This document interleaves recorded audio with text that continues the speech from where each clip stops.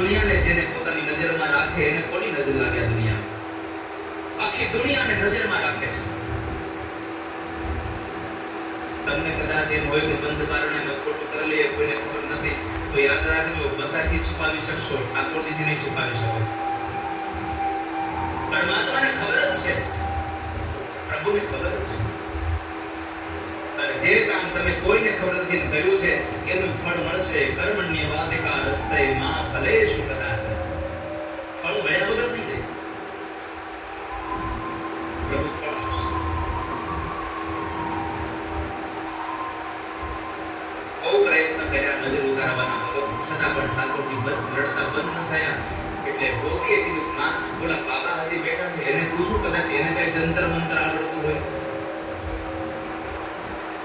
ભગવાનને રોતા જોયા ને, કે માં એકલું જાને પૂછને, કે જે કહેશે આપી દેશું આપણે, પણ એને એટલું કહેજો કે મારો છોકરો બહાર નહીં આવે. બસ ગોપી આવીને બાબાને કહ્યું, હે બાબા સાંભળો. બાબા આમ ઊંઘમાંથી ઉઠતા હોય, આંખો ખોલી, બોલો તમને કઈ જંતર મંત્ર આવડે છે?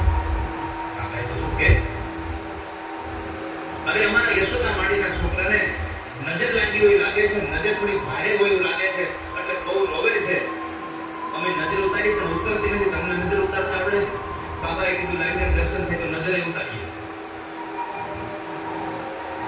અરે હા હા, જંતર મંતર તો મારો મૂળ ધંધો છે.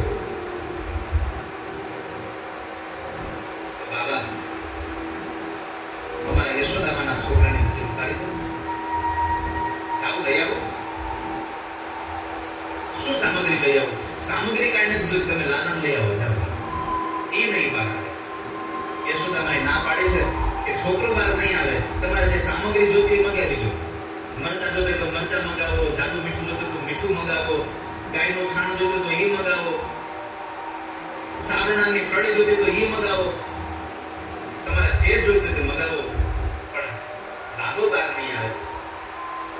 ભગવાન મહાદેવે કીધું કે લાલો નહીં આવે તો નજરે નહીં ઉતરે, જવા. સમય વર્તે તો નજર નહીં ઉતરે, જાવ. બાબાએ ના પાડી દીધી. ગોપી આવીને માને કહ્યું, માં બાબા તો બહુ જ્ઞાની છે, પણ એને કહ્યું કે તમે તમારા છોકરાને બહાર લઈ આવો, નકર નજર નહીં ઉતરે. માએ બહુ વિચાર કરી પછી લાલજીને એક સફેદ વસ્ત્રમાં વીંટળાવી અને ઠાકોરજીને લઈ બહાર જાય છે.